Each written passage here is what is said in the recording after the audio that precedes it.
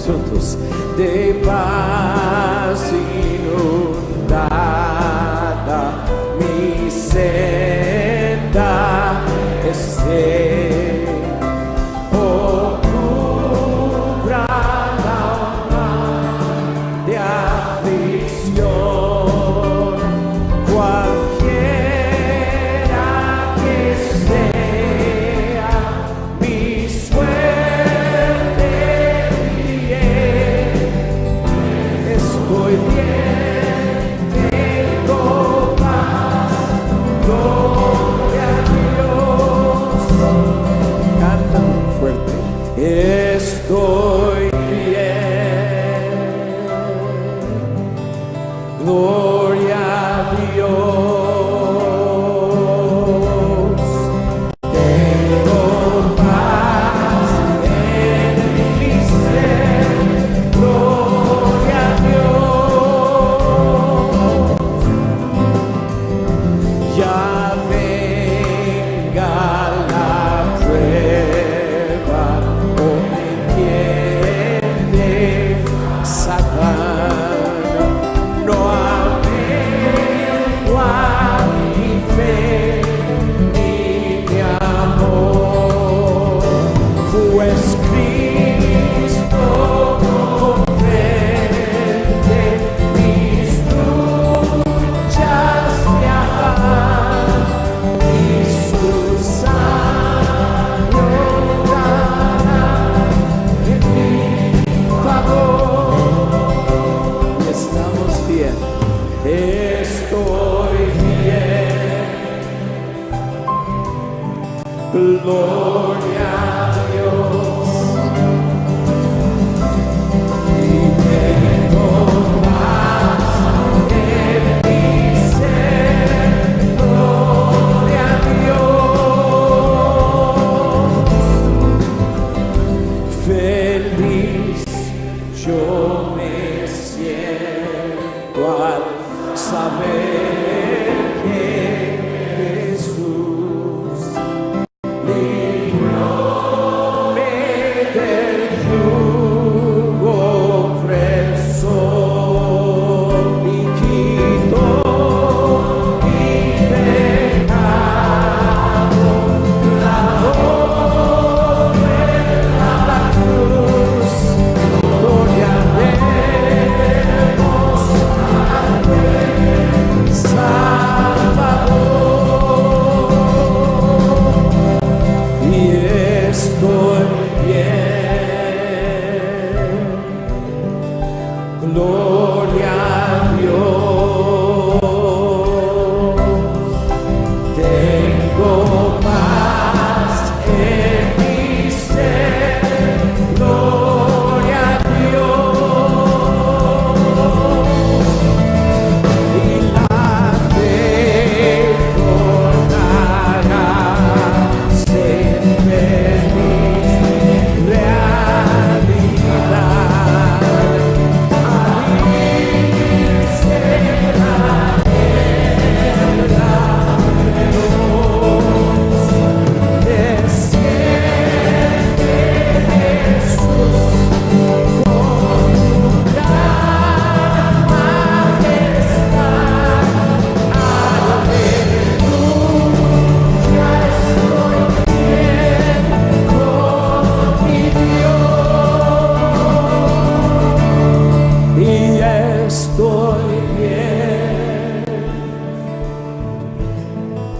Gloria a Dios.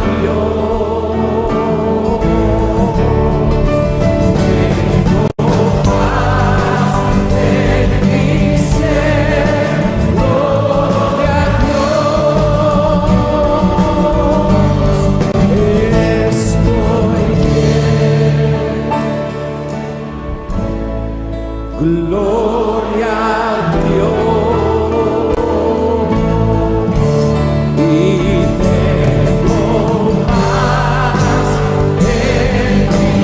ser.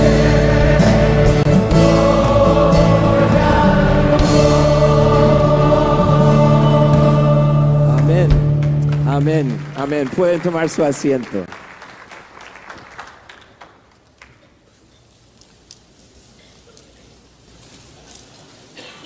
Gracias, querido Michael.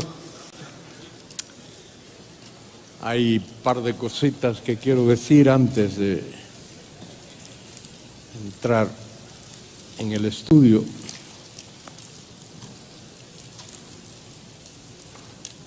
Querido Sugel, gracias por dejarte usar por Dios, querido hermano. Él mencionó esta mañana que tenía 19 años cuando lo conocí.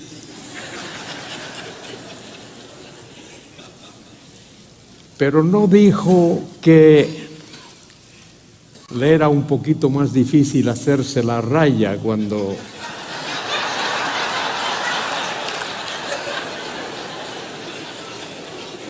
No importa, Sugel, tú sabes que es verdad. Sugel siempre ha tenido ese espíritu entusiasta, cariñoso y humilde. Dios lo ha usado. He conocido a parte de su familia allí en la República Dominicana y ha sido de tremenda bendición. La segunda cosa que quiero decir es, quiero recomendar algún libro. Yo no vendo libros, los escribo, pero no vendo. Pero mire, este es un buen libro, Compendio Portavoz de Teología. Quiero recomendárselo a los pastores. En un solo tomo, ahí está bien comprimidas las doctrinas que consideramos fundamentales e importantes, las doctrinas de la gracia, muy importantes. Y voy a tomarme el atrevimiento de mencionar, porque de eso es de lo que voy a hablar, de este tomo, que es el comentario de Génesis. Estuve trabajando 8 años en ese comentario y, como podéis ver, me dan solo 1 hora para que yo resuma el trabajo. Trabajo de 8 años, pero gracias. Gracias, Josías, y gracias a quien tenga que dárselas por darme la oportunidad. Y quiero también recordar en esta mañana al querido hermano doctor Miguel Núñez, que no ha podido estar aquí por razones de salud, este querido hermano. Y voy a pedir a todos que oren por ese siervo de Dios, que Dios le dé fuerzas y salud y que le mantenga. Mire, esta es una de las cosas que creo de verdad, a nivel humano creo esto. Hay personas en este mundo que no deberían de morirse nunca. Es verdad. Y Miguel Núñez es uno de esos. Debería de estar aquí hasta que Cristo venga. Hasta que Cristo venga. Vamos a inclinar nuestros rostros, el corazón, el alma, la vida, dar gracias a Dios y orar por el doctor Núñez. Padre querido, te reconocemos como el Dios de la gloria, el Dios soberano, el único Dios vivo y verdadero. Todos los demás son cosas vacías, producto de la mente y de la mano de los hombres. Tú eres el único Dios, soberano, inmutable, eterno, Padre, Hijo y Espíritu Santo, y te damos la gloria y la honra y la alabanza. Gracias por ser quien eres. Encomendamos en tus manos de amor y de misericordia a tu Hijo y nuestro querido hermano doctor Miguel Núñez. Allí donde está ahora, Señor, te pido que le bendigas, te pedimos, porque todos los presentes aquí nos unimos en esta oración, suplicándote e intercediendo por este querido hermano. Tuya es la gloria y tuya es la honra, por Cristo nuestro Señor. Amén. Muy bien, el libro del Génesis, el sermón que quiero predicar esta mañana, si puede llamársele sermón, es solo un punto, sermón de un punto. A los predicadores les gusta predicar 3 puntos, 5 puntos, 7 puntos. Hay algunos que predican 11 puntos. Bueno, esta mañana es un sermón de un punto.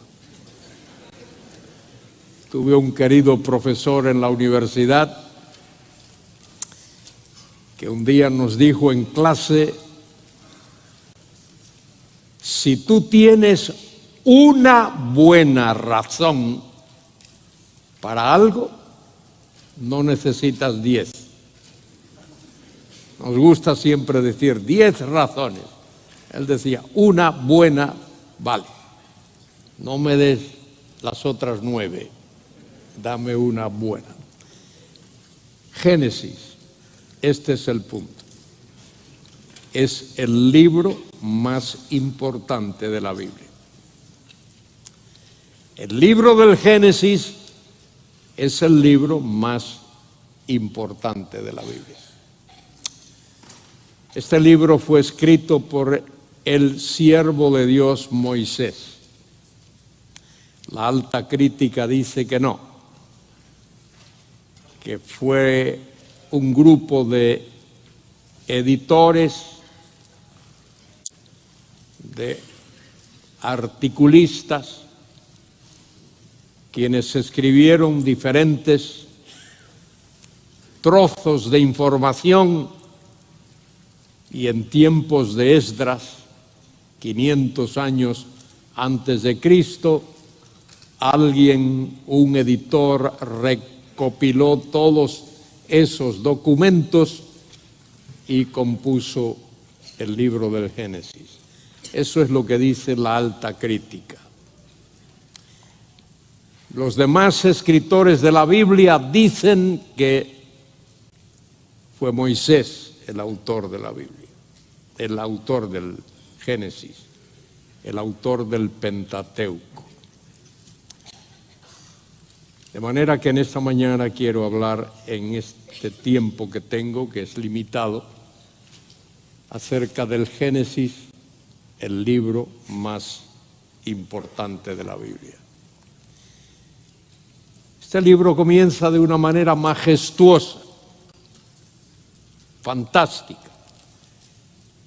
que deja a uno un poco boquiabierto, asombrado, porque el libro dice: en el principio creó Dios los cielos y la tierra.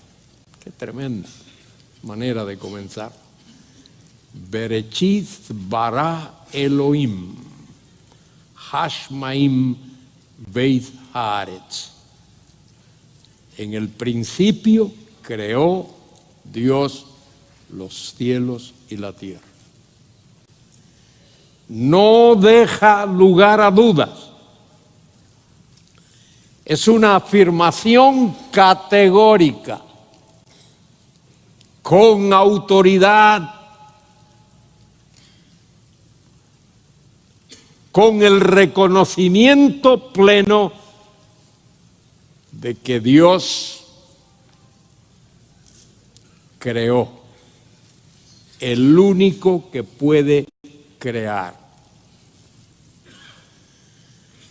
Y quien escribió eso fue un hombre que nació en medio de la idolatría. Nació en Egipto, donde todo era Dios. El sol, el Atón, el disco del sol, era Dios. La luna era Dios. El Nilo era Dios. El piojo era Dios. Imagínense cuántos dioses no habría. La rana era Dios. El escarabajo era Dios. El becerro era Dios. El polvo de la tierra era Dios. La tierra como tal era Dios. Y es ese hombre que nace y se educa. Hechos 7:22. Moisés fue entrenado en toda la sabiduría de los egipcios. Todo el conocimiento, toda la sabiduría. Es el que escribe: en el principio creó Dios los cielos y la tierra, todo, todo.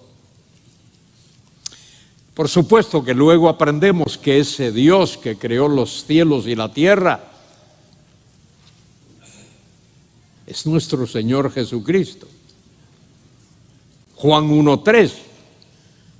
Todas las cosas por Él fueron hechas y sin Él ni una sola cosa de las que han sido hechas fue hecha. Es el verbo, el logos, hologos, o como dice el texto arameo, memra, la manifestación visible de ese Dios. Y el apóstol Pablo lo explica allí en Colosenses 1. En Él, hay tres preposiciones ahí muy importantes. En Él. En puede incluir en su mente, en su persona, en su sabiduría. En Él fueron creadas todas las cosas. Tapanta. Todas las cosas. Las que están en los cielos y las que están en la tierra. Mire, todo está incluido ahí. Las visibles, por si alguien tiene duda. Las visibles y las invisibles. Y por si alguien tiene más dudas, sean principados, sean potestades, sean señoríos. Y luego dice, todo fue creado, día, agencia, día. Él es el agente creador. Todo fue creado por medio de Él.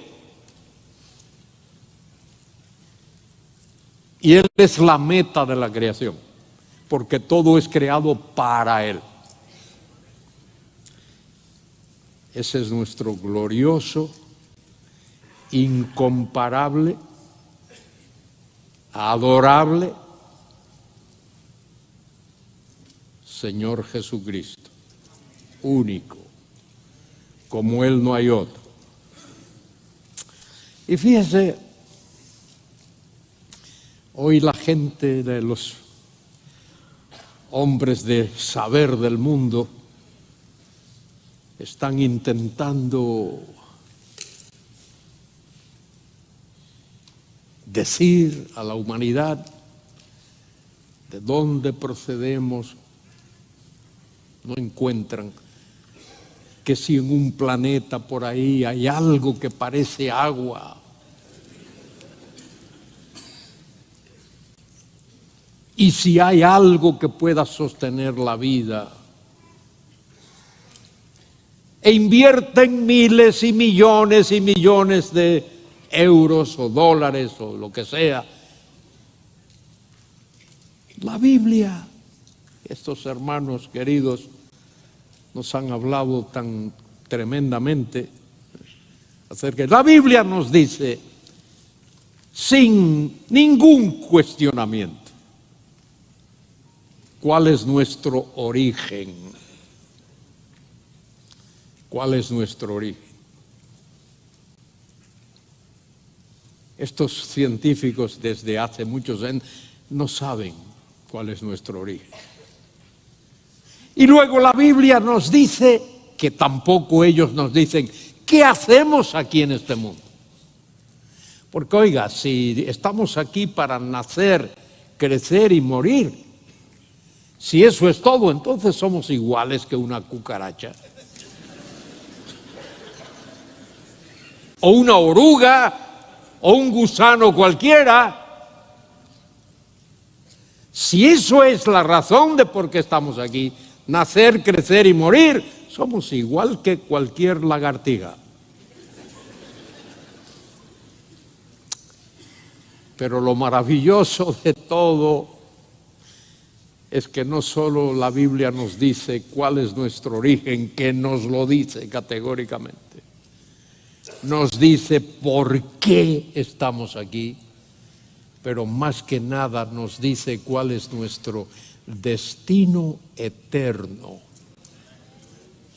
¿Dónde vamos a pasar o podemos pasar la eternidad? Que la cosa no termina en el cementerio, la vida no termina en el sepulcro. Hay vida más allá de esta vida. Bien, el libro del Génesis, el libro más importante de la Biblia. Escúcheme, todo libro de la Biblia, sin excepción, esos 66 libros que se llaman el canon, porque son los únicos libros inspirados, son los únicos que proceden del soplo de Dios, son los únicos que tienen su origen en Dios. Esos libros, todos esos libros fueron escritos por un propósito y con un propósito concreto. Ningún libro de la Biblia fue escrito en un vacío, ni histórico, ni teológico, ni cultural. Todo el libro de la Biblia fue escrito por un propósito, con un propósito, por una razón. Y el libro del Génesis, el primer libro de la Biblia, el más importante, tiene un propósito.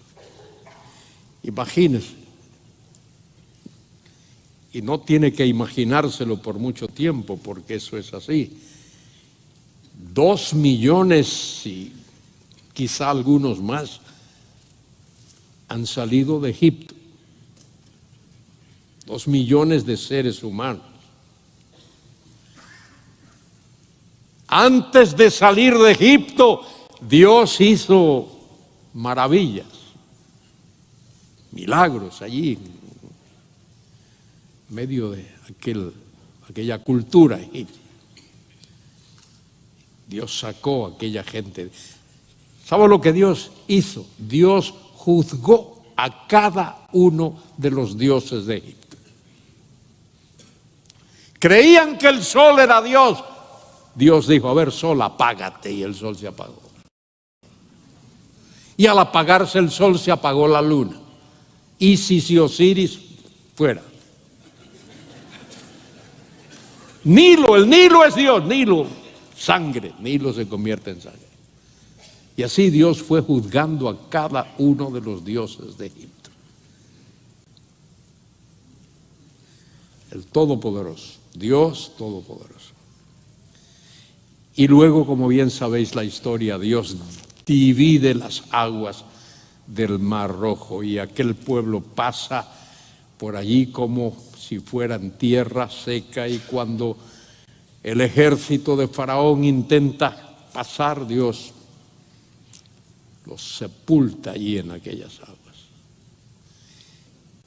Y ahora ese pueblo está allá del otro lado, está en el desierto del Sinaí, y les surge una gran pregunta. La gran pregunta es, ¿quién es el Dios que nos sacó de Egipto?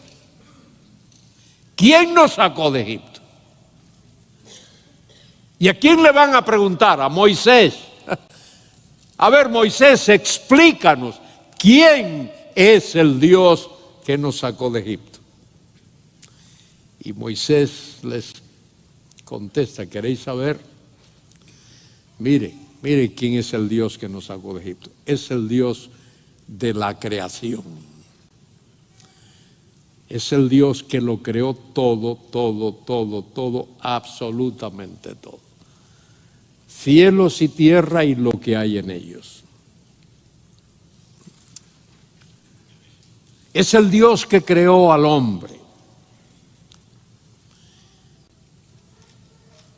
Es el Dios que dijo, no es bueno que el hombre esté solo, le voy a hacer ayuda idónea.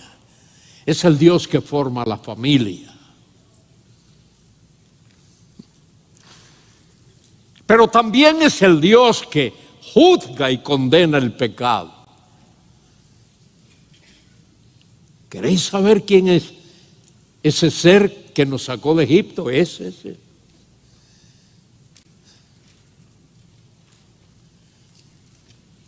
Es el Dios que pone disciplina a Caín, que como dice 1 de Juan 3, 9, 10 y 11, era del maligno. Caín era del maligno. Es el Dios que juzga el pecado.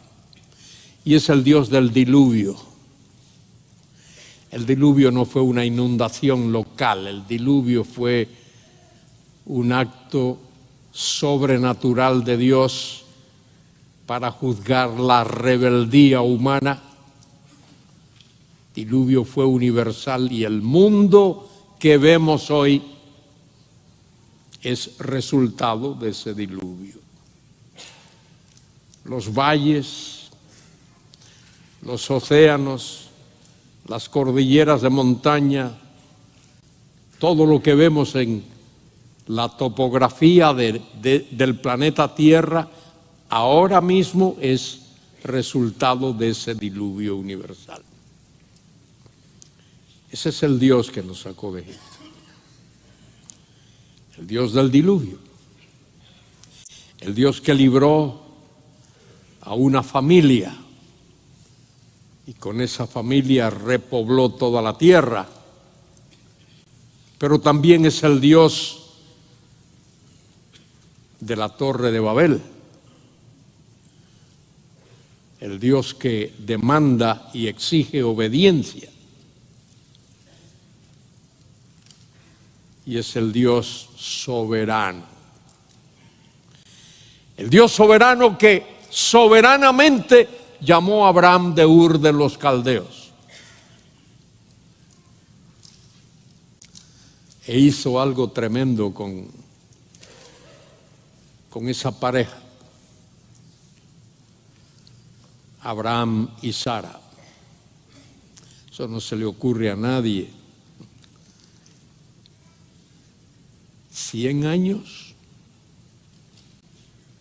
don Abraham, 100 años, y doña Sara, 90 años, y Dios les dice, os voy a dar un hijo.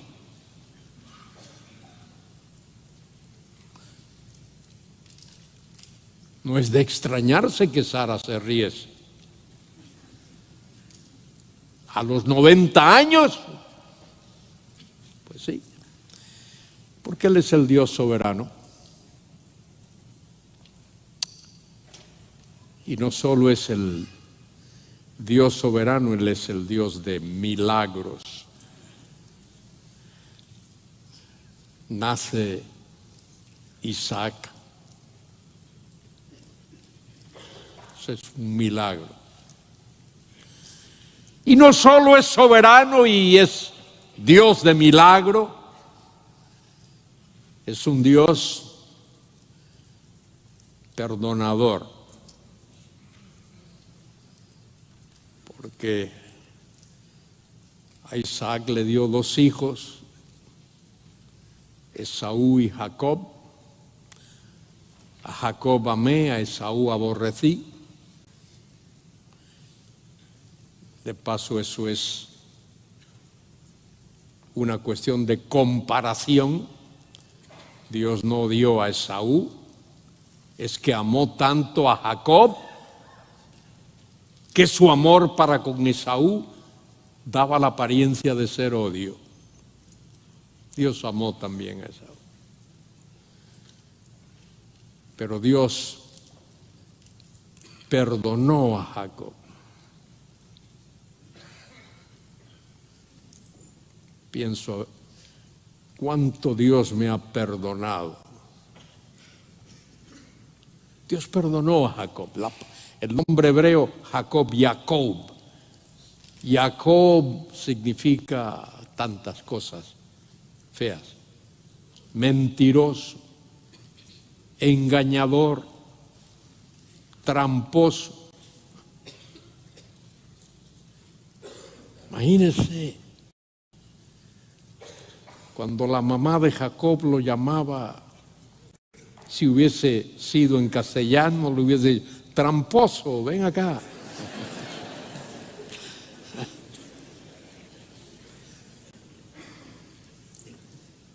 En gallego tenemos una linda palabrita, trapalleiro, decimos en gallego, tramposo, trapalleiro.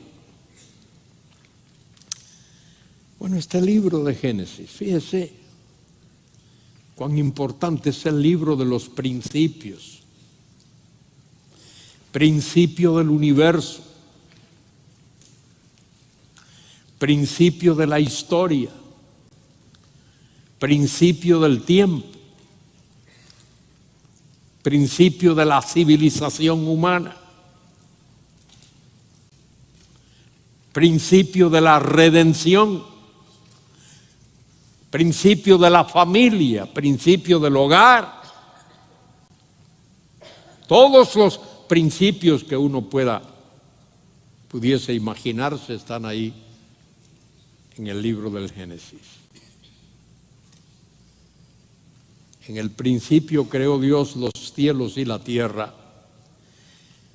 Y dice el versículo siguiente, y la tierra estaba desordenada y vacía. Y cuando uno lee esas 2 palabritas en la Reina de las Versiones,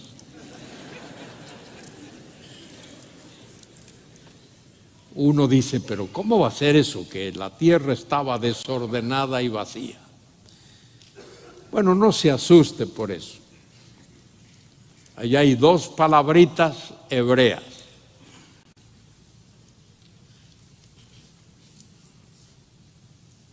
Las menciono para que os acordéis.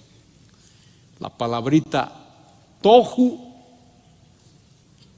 y la otra es bohu. Y hay una conjunción ahí, tohu va bohu.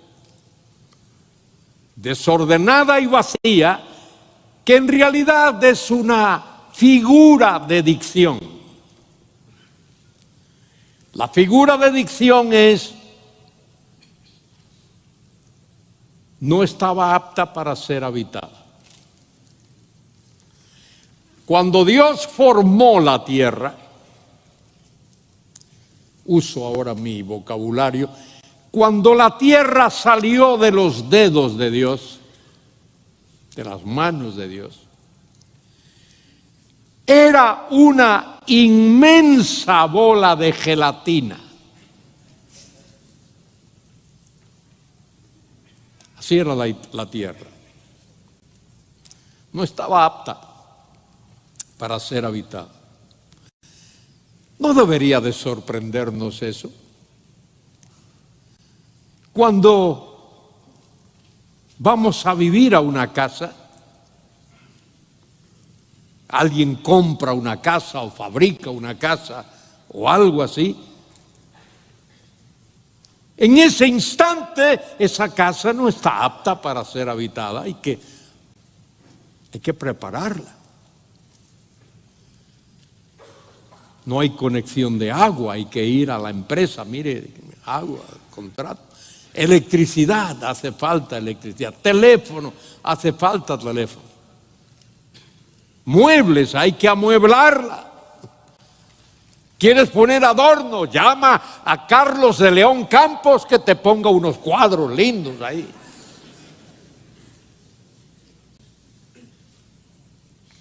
Hay que prepararla. Bueno, eso es lo que hizo Dios. Génesis 1:1 habla de la creación absoluta. En el principio creó Dios los cielos y la tierra. Absoluta creación. Pero la tierra en ese momento no está apta para ser habitada. Está tohu bohu, desordenada y vacía. Y lo que está desordenado hay que ordenarlo, y lo que está vacío hay que llenarlo, ¿o no? Y eso es lo que Dios hace. Dios invierte 5 días. 5 días. De 24 horas, no eras. 5 días. Y en 5 días Dios ordena lo que está desordenado. Y Dios llena lo que está vacío. Porque viene un 6º día en el cual Dios va a colocar en la tierra al ser que es corona de su creación, el único que Dios crea a su imagen y semejanza. Y Dios lo forma del polvo de la tierra. El polvo de la tierra, de donde Dios forma al hombre, en el hebreo es Adán. Y ese es el nombre de ese primer hombre, Adán. La palabra Adán significa el barro. Dios lo forma del barro. Pero lo que ha formado del barro es el cuerpo. Y ahora, ¿qué hace Dios? Dios sopla. Sopla en el hombre. El soplo de la vida, el aliento de la vida, el hálito de la vida, el ruaj. Y cuando Dios sopla ese ruaj, es cuando el hombre llega a ser un ser viviente. ¡Ay, qué lindo! Gracias, Dios. Y el hombre es un ser viviente. Dice allí un alma viviente, la palabra alma, nephish, pero habla de persona, ser viviente. Así lo hace Dios. Y Dios le da al ser que acaba de crear una tremenda capacidad, una sabiduría tremenda. Lo crea en una justicia que no ha sido probada, en una santidad que no ha sido probada. Acaba de crear. De paso, Dios no creó al hombre un bebé gateando, como un bebé gateando en el huerto. Lo crea como un adulto. Sí lo hace Dios. Porque Él es el soberano, el todopoderoso. Y ese hombre recibe la capacidad divina para la inteligencia que Dios le da para ponerle nombre a todos los animales y las plantas. Tremenda sabiduría le da Dios a Adán. Pero llega un momento en el cual Dios dice: No es bueno que el hombre esté solo. No es bueno que el hombre esté solo. Y Dios hace un ser que es ayuda idónea para el hombre. Piense en este detallito. Cuando usted lea el libro del Génesis, léalo, por favor, léalo. Aunque no lea el comentario léase el libro del Génesis. No, léase también el comentario, pero léase el libro del Génesis. Cuando usted lee el libro del Génesis, va a observar que en el capítulo 1 hay un registro de la creación del hombre. Dice allí que Dios dijo, versículo 26, hagamos al hombre a nuestra imagen y conforme a nuestra semejanza. Y luego en el capítulo 2 va a observar allí que hay otra descripción de la creación del hombre. Dice allí entonces, Jehová Dios formó al hombre del polvo de la tierra. Y la crítica incrédula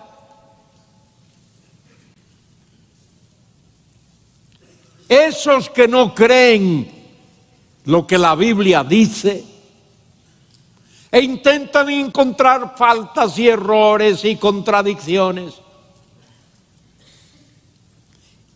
de inmediato saltan a la conclusión de que ahí hay dos relatos diferentes, que la persona que compuso, que compaginó el libro del Génesis, tomó un documento, por un lado, y tomó otro distinto, y entonces lo incluyó ahí, que son dos relatos diferentes. Y eso es lo que le enseñan a muchos por ahí.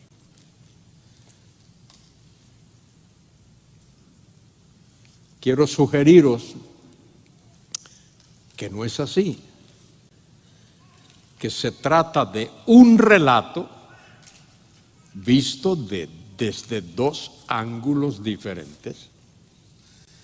En el Génesis capítulo 1 se relata la creación del hombre en su relación y en función con el universo, en total, el universo.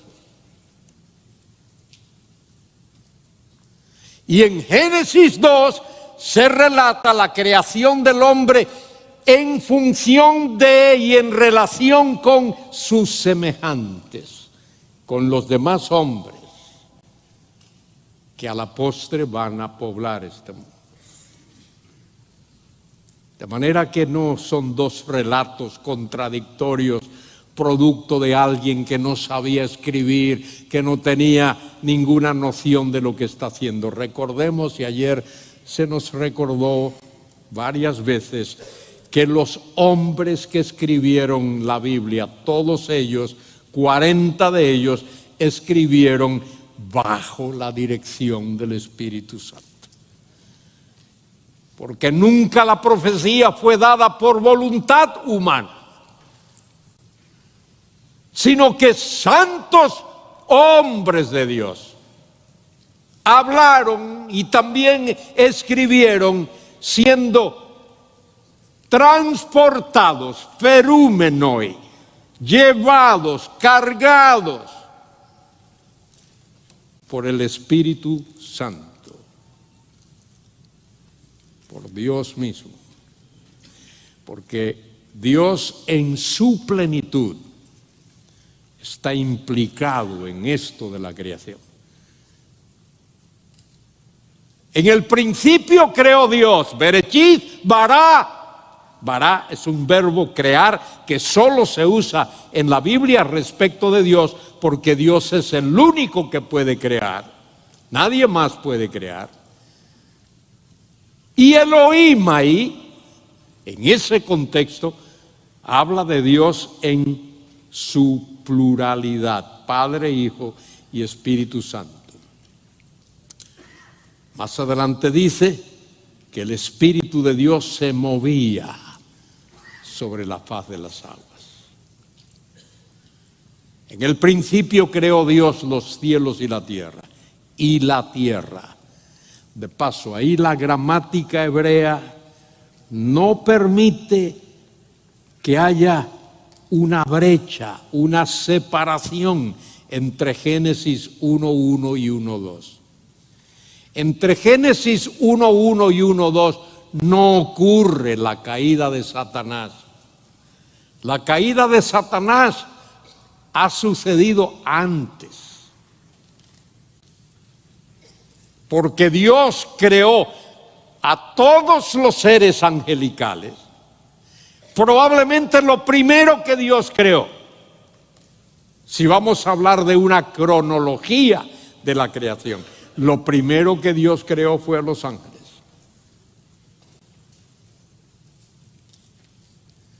Y luego lo demás. Y Lucifer, que había sido creado antes,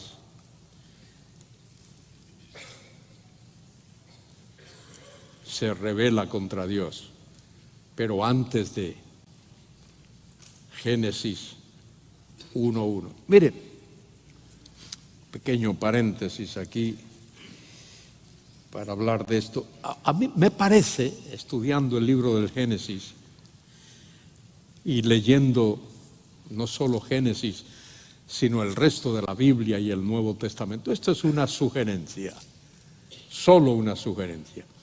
Me parece que Dios creó para los ángeles un ámbito, un lugar de habitación, que a veces le llamamos, o sea, la Biblia le llama los lugares celestiales. Dios creó un ámbito para que los ángeles habitaran esos lugares celestiales. A ver, quiero explicarme bien a veces. Me temo que no soy muy claro en esto, pero lo que quiero decir es esto. A ver, lo que quiero decir es, la tierra, Haaretz, la tierra, no es lugar de habitación de los ángeles. La tierra, el Haaretz, es el lugar de habitación de la raza humana. La tierra no es para habitantes de Marte, si lo hubiese, o de Júpiter, si lo hubiese, o de cualquier planeta, si lo hubiese. La tierra es para el hombre. Y lo que ocurre cuando vemos ahí en los primeros capítulos de la Biblia, particularmente el capítulo 3, que dice que la serpiente era astuta más que los demás animales del huerto, creo yo que lo que ocurre ahí es, fíjese, que Satanás, Lucifer, ese ángel de luz que ha caído, y sus demonios invaden la tierra. Hay una especie de invasión satánica, diabólica, a un ámbito que no es el suyo. El lugar de ellos es eso. Allá Pablo dice en cierto lugar, no tenemos lucha contra sangre y carne, sino contra principados, contra potestades, contra señores espirituales en las esferas celestes. Entonces, y creo que el escritor de Hebreos lo dice también en el capítulo 2, cuando habla del futuro, dice que Dios no ha dejado que el reino futuro esté en manos de ángeles. El gobierno ahora en este mundo está muy, muy influido. Lo dice Primera de Juan capítulo 5, versículos, creo que es 19 y 20, dice que todo el mundo yace bajo el maligno. Este mundo. Este mundo. ¿Por qué hay tanta maldad y tanta rebeldía y tantas tinieblas en este mundo? ¿Por qué hay tanta oposición a la palabra de Dios, como hemos escuchado a estos hombres hablar en estos días? ¿Por qué hay tanta calamidad? Porque este mundo está operando precisamente bajo esa influencia maligna. La palabra cosmos, que significa muchas cosas, pero una de las cosas que cosmos significa es sistema mundial, orden mundial.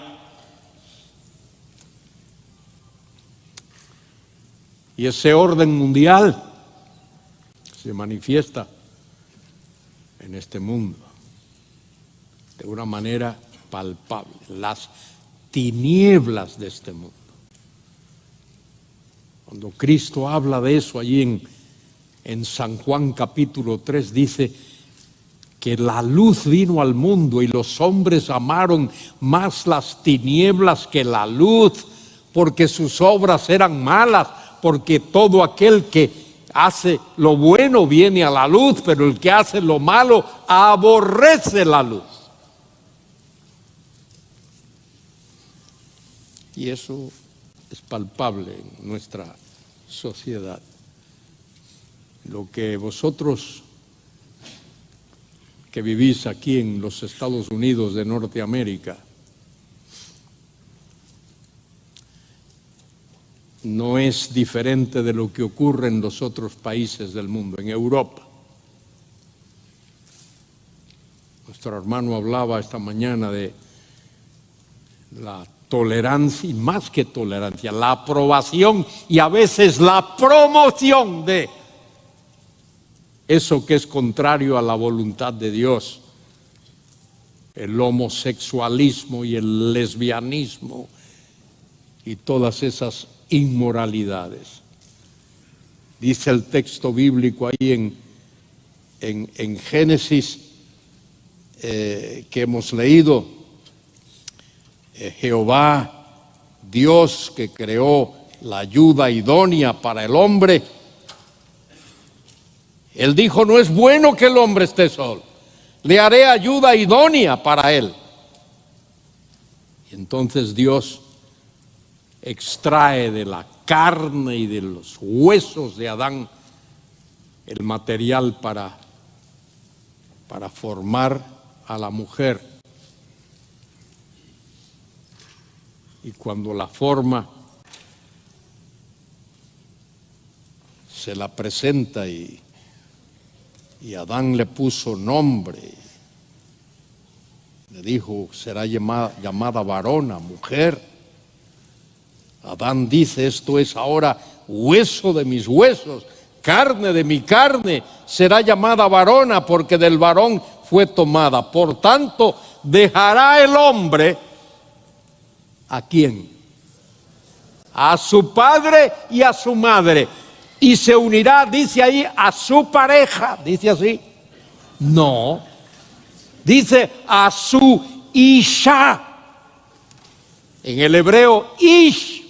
Yo no soy experto en hebreo, lo estudié, pero desgraciadamente hice lo que no debe de hacerse con estos idiomas, es no perseguirlo y seguirlo y profundizarlo. Pero algunas palabritas me acuerdo. Bueno, ish significa varón, hombre. Isha es mujer, hembra. Por esta causa dejará el hombre, Haish, a su padre y a su madre, y se unirá a su mujer, Isha. Y los dos serán una sola carne. La palabra una es la palabrita hebrea echad, que significa unidad en pluralidad. Unidad en pluralidad.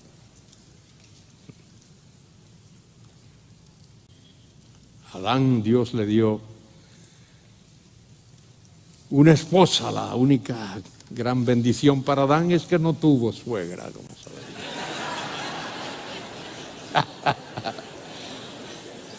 De paso, no sé si oísteis alguna vez de este hombre que tenía un solar, un trozo de tierra, y dijo: quiero construirme una casa.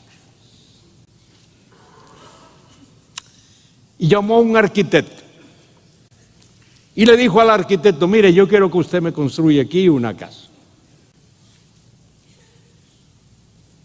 que tenga 3 habitaciones, que tenga 2 baños, que tenga una buena sala de estar, una buena cocina, que tenga sus armarios, que tenga... Y le dijo lo que quería. Muy bien. Le dijo: pero una condición. Mire, en esa casa todo tiene que ser redondo. Usted me hace las habitaciones redondas, en los cuartos de baño redondos, la sala de estar redonda, mi oficina redonda, los armarios empotrados, todo redondo, todo. El arquitecto aceptó el proyecto, se fue, y a los 3 o 4 meses vino y le dijo: mire, señor, aquí tengo yo sus planos, su proyecto, tal, mira. Y dice: pero tengo una gran curiosidad. A mí nunca, nadie jamás me pidió una casa así, donde todo fuese redondo. La sala de estar redonda, las habitaciones redondas, los cuartos de baño redondos, la cocina redonda, la Biblia, todo redondo. Nunca. Y estoy que me muero de la curiosidad. Mire, señor, usted no sabe. Lo que ocurre es que todas las veces que mi suegra viene a visitarme me dice: ay, si yo encontrase un rinconcito aquí, me quedaría para siempre.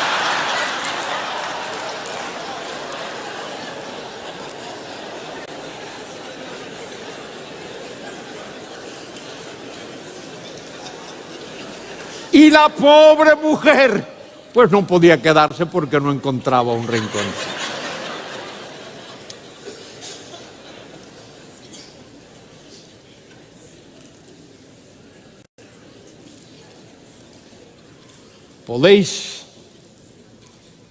Podéis ver lo que sucede ahí, cómo el pecado entra en la experiencia humana. Satanás, Lucifer,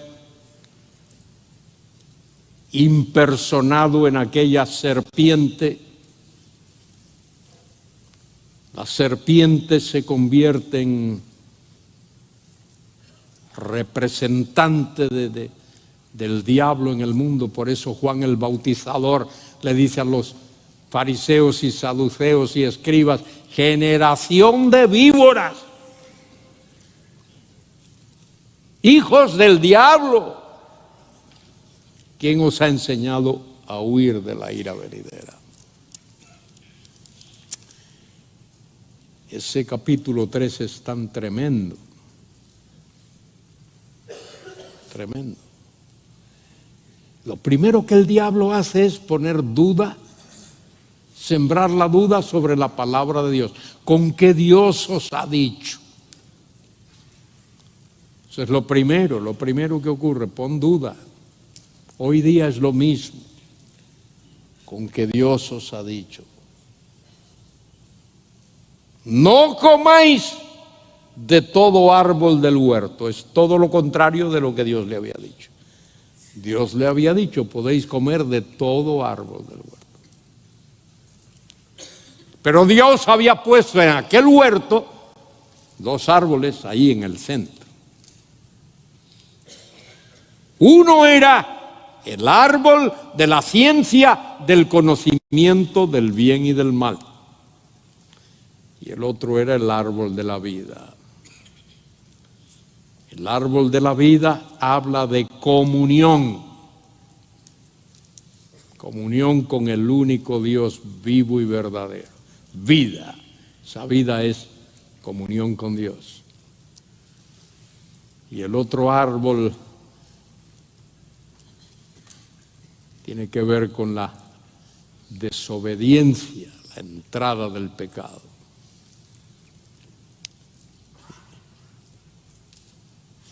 Y dice el texto allí que el maligno engaña. Dice allí, vio la mujer que el árbol era bueno para comer. Fíjense, esa es la primera esfera. Bueno para comer, es decir, bueno para el cuerpo. Y que era agradable a los ojos.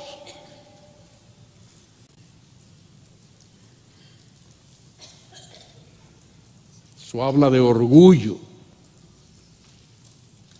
Y el árbol era para alcanzar sabiduría. Esas son las tres esferas dentro de la cual caben y caen todas las tentaciones con las que somos tentados.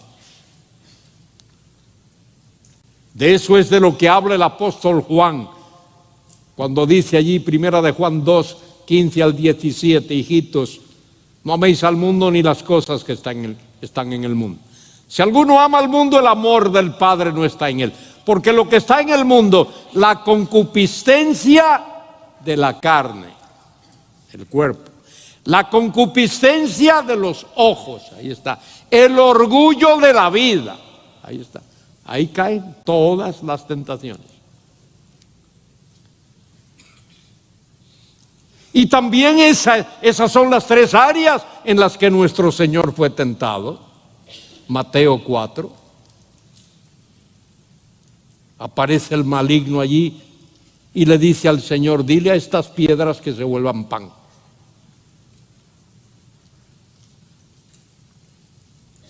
El Señor había estado 40 días y 40 noches sin comer. Seguro que tenía hambre. Él se ha humanado. De paso, suponte que el diablo te aparece a ti un día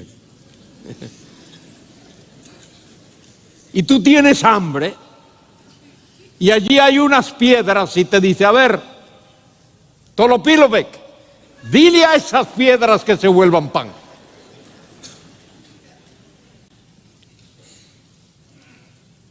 Tolopilovec se puede pasar toda su vida diciéndole, piedra, volveos pan, piedras, volveos. Y las piedras siguen siendo piedra. De manera que eso no es una tentación para mi querido hermano. Él no tiene la capacidad, el poder, la habilidad, el don de decirle a piedras que se vuelvan pan. Pero escucha, Cristo podía solo compensarlo. No tenía ni que decírselo, solo pensar. Eso sí era una verdadera tentación.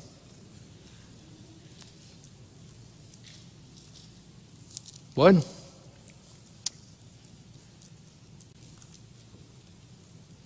Luego, después de la entrada del pecado, que es algo traumático, por la desobediencia de un hombre, entró el pecado y por el pecado la muerte. Y la muerte ha pasado a todos los hombres por cuanto todos pecaron. La prueba más palpable y fehaciente, la única, hablando de mi profesor en la universidad que me dijo una sola razón, la única prueba que necesitas para demostrar que uno es pecador es que uno se muere. La paga del pecado es muerte, no hace falta otra cosa. Por la desobediencia de un hombre entró el pecado y por el pecado la muerte, y la muerte pasó a todos los hombres por cuanto todos pecaron. Y tú y yo somos pecadores porque estábamos en Adán. Cuando Adán pecó, tú y yo pecamos. Cuando Adán cayó, tú y yo caímos. Cuando Adán comenzó a morir, tú y yo comenzamos a morir.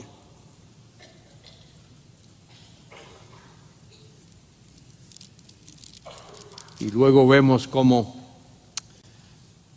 ese pecado se manifiesta en la misma familia de Adán y Eva. Nace el primer chaval, Caín, y luego nace Abel, y muy probablemente entre Caín y Abel nacieron algunas chicas. Esto no es sorpresa, lo dice el capítulo 5. Adán tuvieron hijos e hijas. Y muchos aquí seguramente se han preguntado o le han preguntado, ¿con quién se casó Caín? ¿Quién fue la mujer de Caín? Una hermana.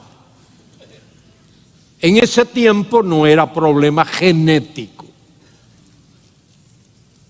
Problema genético viene después. Viene después. De manera que Caín mata a Abel.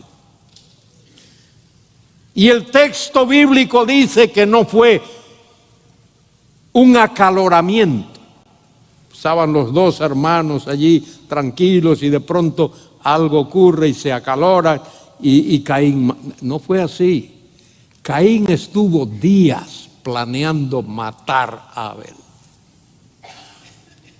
Y dice la Escritura que lo hizo por envidia, por celos, porque Dios recibió con agrado la ofrenda de Abel y no vio con ese agrado la ofrenda de Caín. Y el celo ya ha entrado y ha hecho mella debido a la entrada del pecado. La palabra pecado es miren, en el Nuevo Testamento, en el Antiguo Testamento hay 10 palabras que se traducen pecado o sus sinónimos. Y en el Nuevo Testamento igual, 10 palabras que se traducen pecado. Pero pecado es un vocablo abstracto y se convierte en envidia, en celos, en homicidios, en fornicación, en adulterio, en esas cosas. Pecado.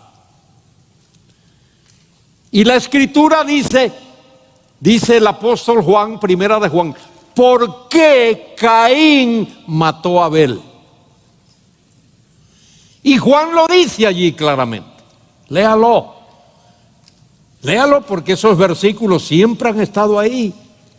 De ahí no se han movido. Desde que Juan los escribió, ahí han estado. Y dice, ¿por qué lo mató? Porque Caín era del maligno. Y usted puede darle la vuelta como usted quiera. Pero mire, en este mundo hay dos grupos de personas. Hay simiente de la mujer y simiente de la serpiente. Son dos grupos. En este mundo hay trigo y cizaña. Cristo lo dice en Mateo capítulo 13. Cuando habla del trigo, habla de personas, seres humanos. Cuando habla de cizaña, habla de personas, de seres humanos. Dice que el trigo son los hijos del reino y la cizaña son los hijos del diablo. ¿Sabes por qué? Cuando usted le habla a alguien, a veces dice, no me hable, no quiero saber, no me interesa. Del cielo no quiero saber, del infierno tampoco, de la salvación tampoco, del perdón tampoco. De eso no quiero saber. Son hijos del diablo.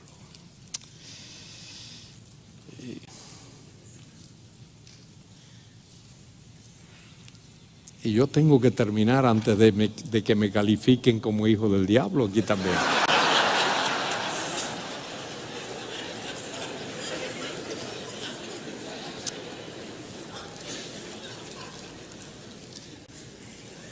Y honestamente me da pena terminar.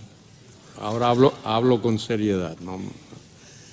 Porque no he podido hablar todavía de probablemente el tema más importante que hay en todo esto, que aparece en Génesis 15, 18, el pacto que Dios hizo con Abraham. Dice en Génesis 15, 18, que en aquel día hizo Dios pacto con Abraham.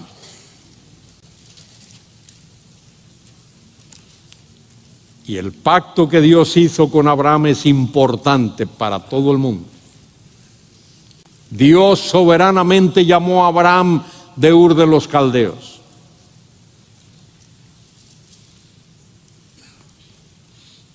Abraham no tenía ningún mérito personal. Dios lo hizo soberanamente.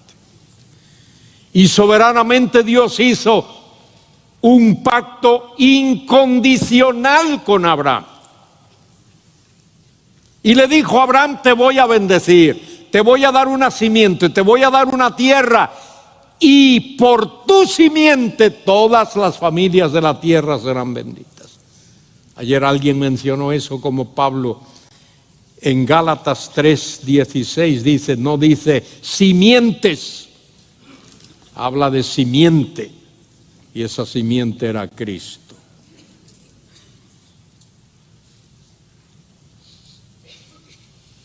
Y aun cuando Abraham fracasa y hace lo que no agrada a Dios y peca y todo eso, Dios no anula ese pacto. Dios no anula ese pacto. Y ese pacto que Dios hace con Abraham es el papá de los demás pactos de la Biblia. Porque después Dios hace un pacto con David que tiene que ver con reino. Y Dios le dice allí a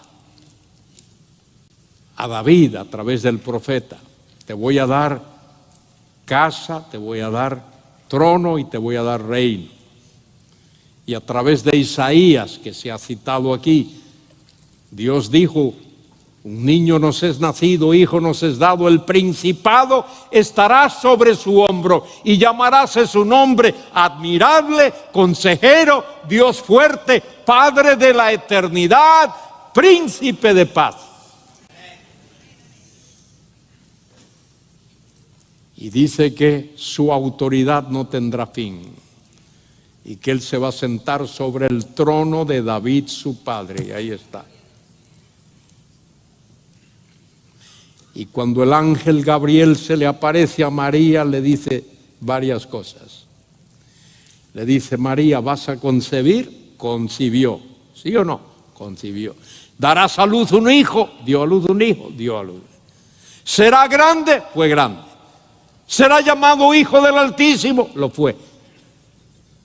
¿y lo que sigue? Y el Señor Dios le dará el trono de David su padre, y reinará sobre la casa de Jacob,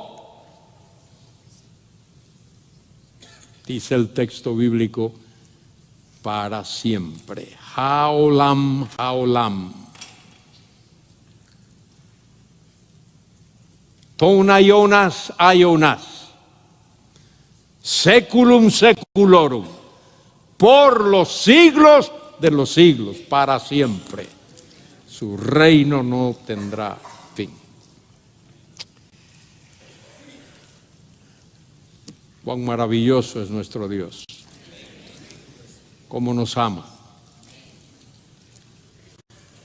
Aun cuando no le mostramos el amor que deberíamos demostrar. Nada nos aparta de su amor.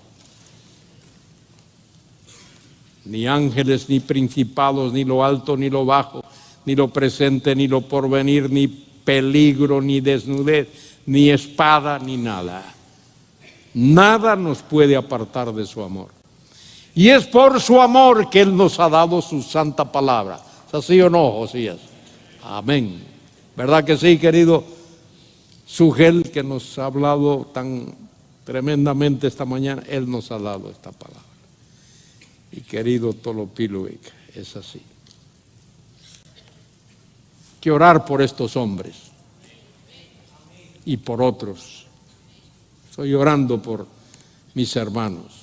Pido que Dios le dé a Josías fuerzas y salud. Él es uno de esos que, en mi opinión, no deben de morirse nunca. Que estén aquí hasta que Cristo venga. Que cuando el Señor venga, que me lleve junto con Josías.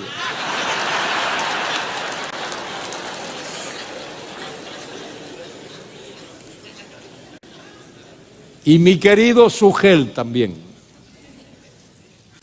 amado hermano entrañable, y su querida familia. ¿Y qué os puedo decir de Henry y de los que les asisten aquí? Y de esta obra, de esta congregación, de la visión y la fortaleza y el carácter que ha dado a nuestro querido hermano John MacArthur.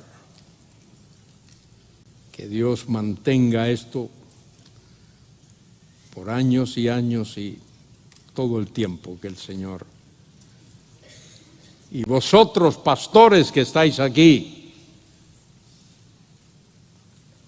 predicad la palabra. No perdáis tiempo en tonterías.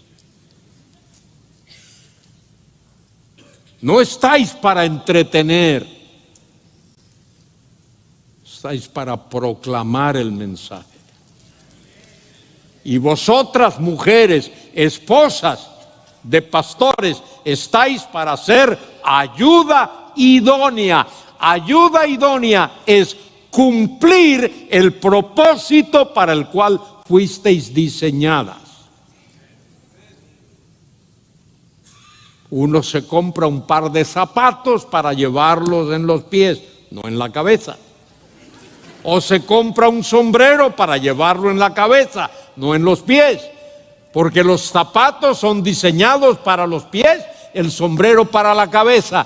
Cada cosa está diseñada para cumplir una función. Y vosotras, esposas, Dios os diseñó para cumplir una misión. Ser ayuda idónea. Amén.